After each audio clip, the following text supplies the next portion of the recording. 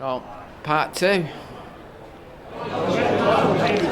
There's my question to Peter, the laughing policeman.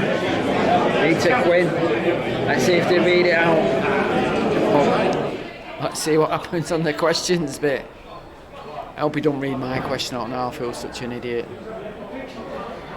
But we will see. So far, it's been great. So in the interval, I met James Quinn, the actor who plays Phil, one of the policemen in the series, the bald one, and I mistakenly called him Peter, the first name of the actor who plays Nige. So I managed to I shook his hand and called him Peter. I feel such a prat. Anyway, I'd met James Quinn many years ago, back in 1992, when he used to perform improv at the Old Steam Brewery, just off Oxford Road in the student area. Me and Jeff used to go every Sunday night, and we used to jib in. It was a fiver in. We used to jib in and watch the improv, and he was the standout star. That's why I remember. And then obviously we stopped going after a period of time, and I'd never seen him again. And then obviously Early Doors came out in 2002, 2003, whatever it was. So 10 years later, he sort of resurfaced, as well. I'm there pointing to say, I know him. Anyway, one night we was at the Old Steam Brewery, and it was something that we got there late, and we jibbed in, and we sat down, and during the interval he comes over and he says to us, I'm sorry guys, you have to pay in. We can't do the gig without your dread. He called us dread for some reason. So reluctantly, we paid a fiver each, and then he carried on with the gig, and that was that. I don't think we went again after that, probably too embarrassed. But anyway, yeah, so I embarrassed myself again by calling him Peter.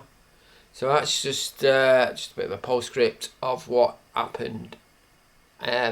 Sadly, I did try to film, shaking his hand, but it didn't work, the camera, for some reason, so that's just filling in the blanks of what happens next. So we get to some of your questions, and one of the most popular questions that you've sent in is actually following on from some of those clips. What was it like working with Mark Benson at brackets Lorraine Cheshire? It's a shame they're not here, really, because they're just brilliant. I mean, I think when they hit it off immediately, straight away. And I think also the way they play it is fabulous, brilliant. So the first series, we had a guy called Adrian Shergold who was the director of it, and he decided that he kind of got it slightly wrong with Eddie. He had him. Can you remember when he first came on set? He had his hair was sort of plastered down, and he looked like the sort of bloke that, if you saw him hanging around your kid's school, you'd report, probably. You know what I mean? It really, and we were like, no, he's not like that. They're just a lovely couple. And when I look back at the way, all the nuances, everything they do, and the fact that they're so, you can really feel how much they feel for each other. I just think, God, you know what? I want to be Eddie and John. Because they're the happiest people in there, aren't they? They're simple, they don't give a shite about anything, really. The happiest people, oh, that's right, John. And God, God bless them. And, I know people say it as a cliche, and I have worked on stuff where people don't get on. Can't mention their names. But honestly, we all got on great. The cast were fantastic, and we were just so lucky, really, and they're just lovely people. So I'll go down the line here. There's a question that is relevant to all of you. Each of you, what was your favourite scene to play? Predictably, in episode 2, scene 2, series 2, episode 2, when, of course, we discovered all the drugs. And one of the funny things about that was that I remember, because I, believe it or not, never done recreational drugs of any kind. So, and I had to do all this, and of course, it was taking me bloody ages. So they had to write, and there's a whole load of dialogue, about a woman queuing the post office and all that, which was written on the spot, which Peter, being a very quick study that he is, he learnt it. But yeah, so I basically made that CD even longer. But obviously, that was I mean, when you read that, you just think, well, how lucky am I, you know? And we were blessed, Peter and I, to get those parts, and that was probably alongside singing Ebony and Ivory. The highlight, which I was wondering, Peter, if we should do at some point. Anyway, that's my favourite. Well, as I was saying earlier, actually, the last episode of our 2 series, that, I mean, just watching this, I love them all dearly, or every episode. But that one was extraordinary because it was the last, as far as we knew, it was the last Early Doors we were going to do. And suddenly this grotty little backstreet pub, which had a maximum of 6 people in it at any one time, was crammed with a glitter ball and like loads of young kids and students and music and brightness. And it was kind of very joyous and very moving with a sort of bittersweet thing, because I thought this might be the end. But watching the pub full like that was just fantastic. And yeah, Ebony and Ivory. There's so much in it, you know, that you could pick a dozen of. But I mean, the beginning of episode 1, doing the song and going to the toilet and all the rest of it and losing my dignity. And then we start off episode 2 with earlier on Early Doors. And there's nothing, and Tommy was great. Tommy's timing was absolutely fantastic, you know. But I had some scenes with Sue where we had a real up and down laugh in the kitchen. You know, she's such a good actress that we could do that and then go back to comedy right away.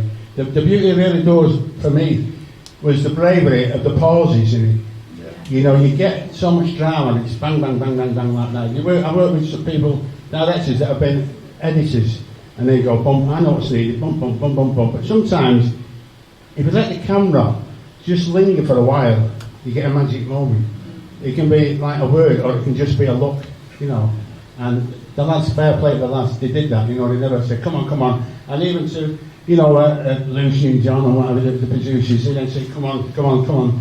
And they let you play with it a bit, you know. So, yeah, there's so many, but I like the openings and I like the scenes we had, because we had some good up and down arguments, you know.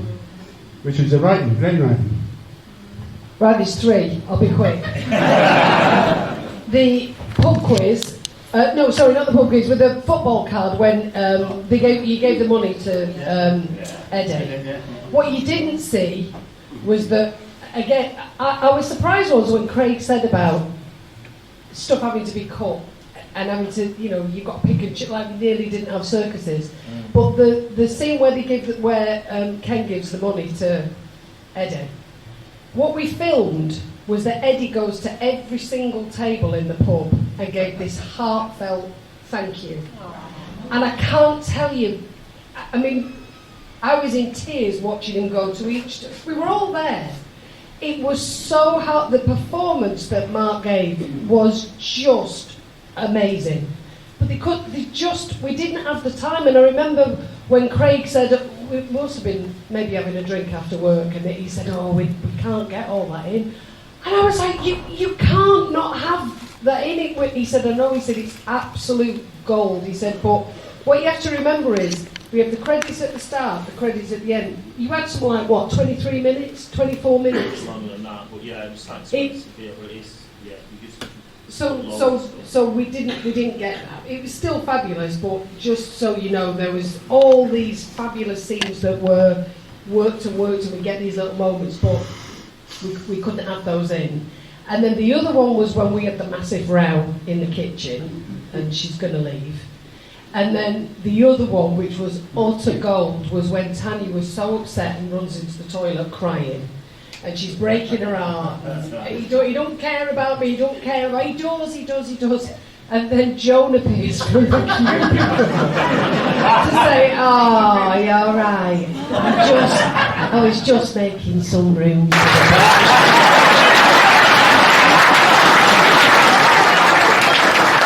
One for Peter from the Edgeman. Peter, do you remember playing the Old Steam Brewery back in 1992 doing improvisation?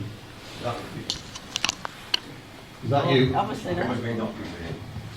Yes, I do. I used to be in a group called Comedy Express. We used to do comedy improv. And didn't you? It's you, isn't it? Yeah. Didn't you not pay once? And we had to come round there. I can't believe you can remember that. $5 in. Yeah, fine. Anyway, yes, good, very good memories. Were we any good? Yeah, you was brilliant. Oh, good. That's it. All fair. Well, that's. Peter, on the other hand, has absolutely no memory of doing that. One for you, Phil. Which cast member did the most ad-libbing? Yeah, nobody. Yeah. Yeah, we didn't really do. No. We're a bit tyrants, really, as far as the script's concerned. I think John probably. John, you there's a few lines of yours in there, definitely. I think. The radiator one. I don't know. There's definitely a couple of lines. There's a few lines of yours. I think the. What was it? There was usually dirty ones. Losing filthy stuff. Was that what that one? I've got plenty of lead in my pencil, but I've got no one to write to. I think that's all.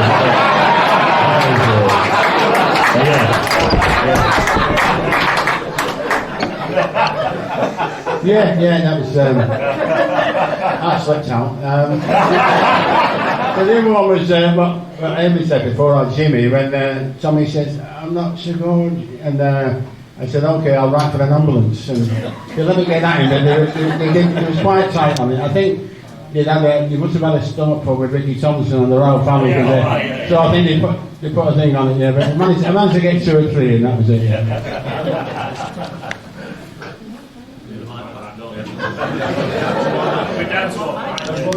There must be some at the other end of the table. Thank you. How disgusted are you, Phil, that Craig Bentos no longer do chicken and mushroom pie? Outrageous. Here's one that I think we'll all agree with. Popular voting often votes the punchline of Only Fools and Horses where Del Boy falls through the counter is considered as the best. But what about, as we discussed before, Tommy picking up the lollipop? Who votes for Tommy? Did you and Craig write the script with any particular actors in mind? I think only John. Everybody else. I mean, we were idiots, me and Craig, because nobody wanted it, and we just carried on writing. That's why we had all 6 episodes, and we still hadn't been commissioned. But we were just like, oh, balls to it, somebody else. And we'll just cut some puppets out and do a little show ourselves. So yeah, it was only John really that we knew for sure we definitely wanted, and everybody else we cast along the way. Yeah, thankfully. Well, it's great is after the first series, we kind of knew, like, Winnie and Jean upstairs. Joan and Rita were fantastic actresses. We didn't in the first series, there's quite a few scenes with them, but it was so brilliant together that, of course, then in the second series we're like, right, we're going to have to write more of them too because it's brilliant. And you pick up on what everybody's really good at and that. And so less scenes for me and Craig, obviously, because we're shy, but more scenes for everybody else. Right, so which brings me on to a question for everybody. Perhaps start at that end, Jim, if you found some microphones. If you had to choose a spin-off, which characters would you choose for that spin-off? Oh, I mean all of them really, but definitely the coppers. Come on, I mean, it is a sitcom in itself, isn't it? I think.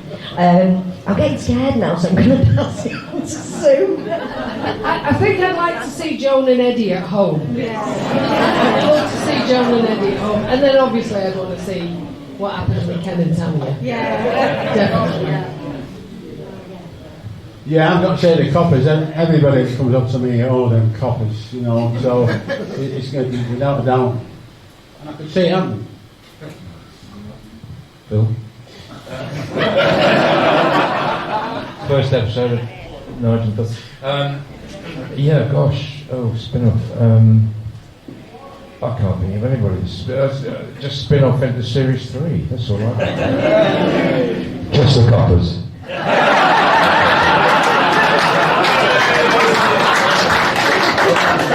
and just one copper. Come on, Peter should come back as well. What do you mean? I think, I mean, to be honest with you, the difficulty about the coppers is that the coppers are quite hard because it's only so many dodgy things. So sorry to disappoint you, lads. There's only so many dodgy things you get up to. I think I'm like Joan and Eddie. I think that they'd be great at home and. Imagine, just follow them going shopping, any old, going. Imagine them spending the day out at the tip or something with their sandwiches, picking, don't throw that in there. Go on, Joan. You can just see that. So yeah, I would say Joan and Eddie. So and then Buffy. That's the character. That's the character I'd like to see come back most. I thought it was going to be in the director's box all trapping. I can bring this one. This is a bag of shite here. I was going to be with Jim Ratcliffe. I was going to be with Jim. Having prawn sandwiches. No, but obviously I'm joking, yeah. Because I have been here before. I've done a couple of talk here before, and it's just fantastic. It's all great here, and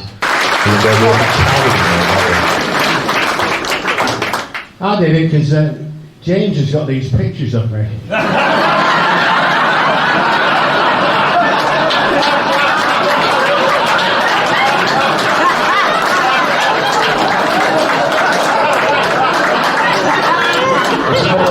It's all over between us, Margaret. I would say the same. Early doors, it's like I owe it so much. I really do over the years. It's I remember when we'd finished the second series, we actually all had a get together. Do you remember? To watch the last episode go out, we all got together and we went in the on the lot at Granada in the what's it called, the Rovers, to watch it. We were all together, and then we went over to the V&A to all have a drink. That was the last episode of the second series of Granada. And I'd been offered the part that I did in Casualty, and I rang Craig up, and I said, this was obviously a month or so before, and I said, Craig, I've been offered a part in Casualty, it's a year's contract. I remember that. Right. What about early doors? It's a job, isn't it? That sounds like, look, you're not going. Anyway, I took the job. Yeah, I've got to go to Casualty. So, I'm like, shit, you alright? You had no money. I was like, oh, right. I had a few. Early doors, the best job ever. So Craig's getting the round here, he goes, Cookie, why are you having a whiskey? I said, I've got to go. Seeing all these people to 12 hours. What are you on about? I said, I've got to go. I said, So, 2 or 3 more questions now. One just specifically for John. I started what was it like working with Eric tomorrow, and he went, no! Oh, Series 3! Paul Tanya's been hit by a ball!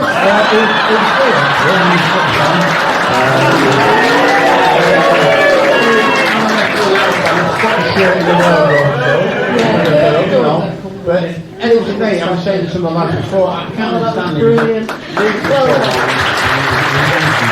And it's like he'd just come over and he couldn't talk, so he must have known. It was a clever bloke. When we did Looking for Eric, he was fantastic. People, the lads, when we did that scene, we did a scene in Altrincham where he smashed the car up at the end and all the rest of it. It was all side, and next door was Ryan Giggs' house. And then you remember, because in about 2 minutes they worked out the Wi-Fi code at the end of it. It was something like Giggs 11 or something. It was great, but I mean, it was lovely. He come, a couple of words, he come up and he was asking me about Smikle. He was a Berry at the time, and one or two of the other things. And I remember we did some improv at the Exchange Theatre upstairs, and it was me and Ken Loach, and his producer, and Justin and Eric, and we was just doing it like improvising little scenes, and he wasn't really going that well, I thought this is going to be a bit of a struggle. I know he's got charisma, but that doesn't always cut it, And if you see Justin Morehouse, he tells everybody, he says, oh yeah, and then he was doing this, and he says to me, Justin, do you want a jammy dodger? And I was there having it, and whatever, you know. But then he came back afterwards, and his wife is a big famous actress in France, you know. And she must have let it go, and he come back and after that, yeah, he's got it, you know. But he was a brilliant guy, you know. He had time for everybody, and I mean, I seen him one time at the end of the day. I don't know if you guys ever was there, and he was just sort of, I could see him backing away. He was that bit. He never said no, and he was sweet. He was great, and he's so much charisma about him. I thought for me, even as a City fan, I loved Eric Cantona. I think he was a great player. Do you know what? Looking for Eric, as a matter of fact, originally, but the original story was about a guy who was a Leeds United fan, and when Eric came to United, he crossed over and became a United fan. And this is when it was really hot between them and all that. And that was the original story, so I don't know how it got changed, you know. But to answer the question quicker, I'd like to finish with a song now. But no, it was great. It was I've got Ken Loach and Eric Cantona. I thought, wow, that'll do me. You know.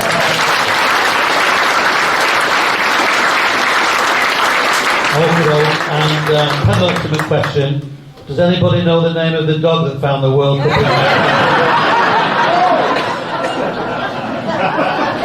And this might be the last question, depending on how long John's answer is to this one. It's a behind-the-scenes kind of thing. How difficult is it to film the big set-piece scenes? For example, the meal, the breakfast that you have before you go on the Beano and Mel's 21st.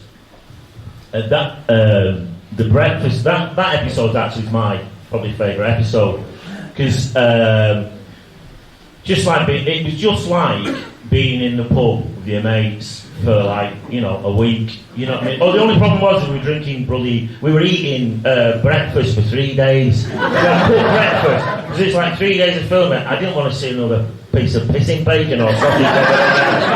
but yeah, lean back. But I love that episode just because it was like, I love the episodes where it's all shared around, everyone's just chipping in, saying a bit, and it's really funny.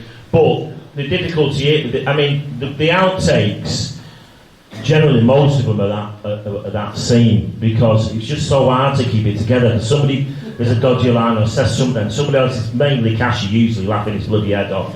And so that, for sort of selfish reasons, is my favourite episode, because it was just a joy to film, and it was just a real laugh, you know. It was fantastic, yeah. So, yeah, difficult film, but really, really funny to do. Yeah, fantastic.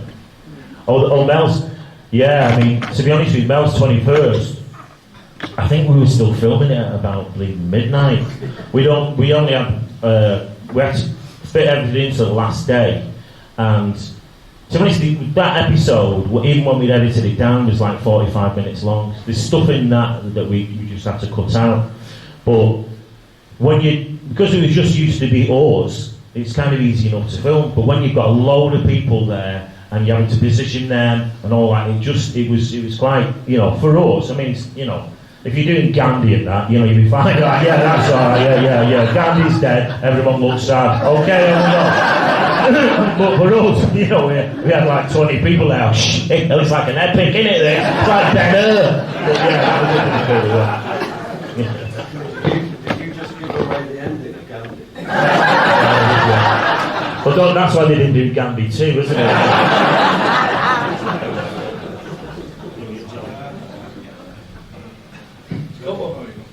Yeah. What's the question? I just dozed off there for the minute. Tell us about Eric Cantona again, I missed that last time. Yeah. I might have nodded off at the end. Yeah. Well, me, Eric, you know.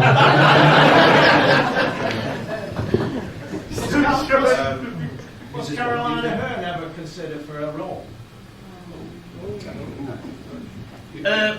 Actually, that was a question that we didn't get through to. Did Caroline have any influence on this at all?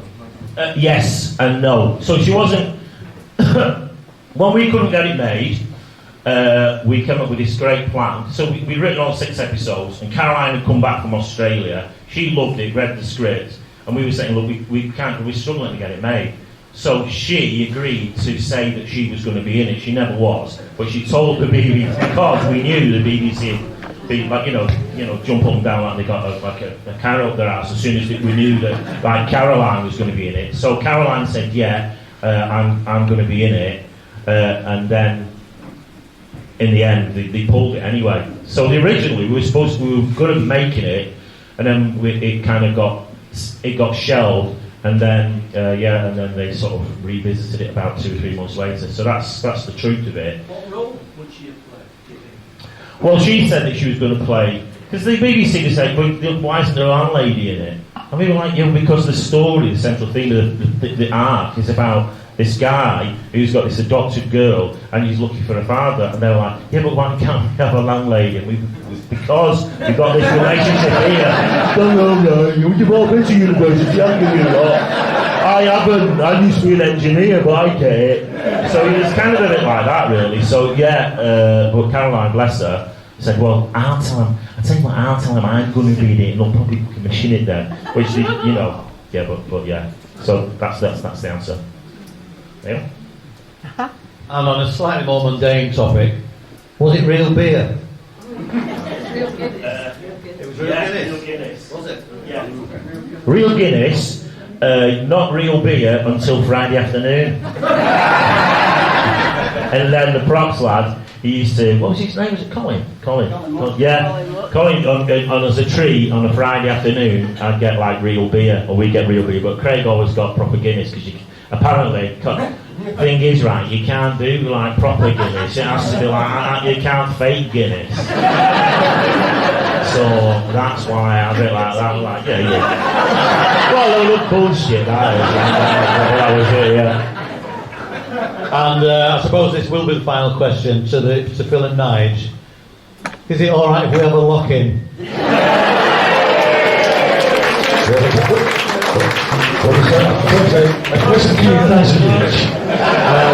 I want to thank my early doors colleagues for giving up their time, and some have travelled quite distances, so thank you, all of you.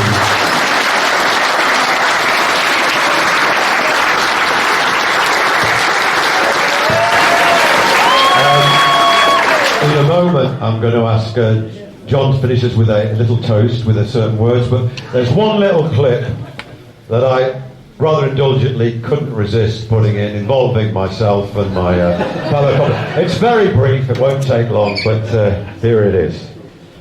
What's that smell, Ken? Bloody hell. Bloody like them too. I know. Right. Put proper music on the jukebox lining up there. You got it, pop Marley. What's the bloody tits?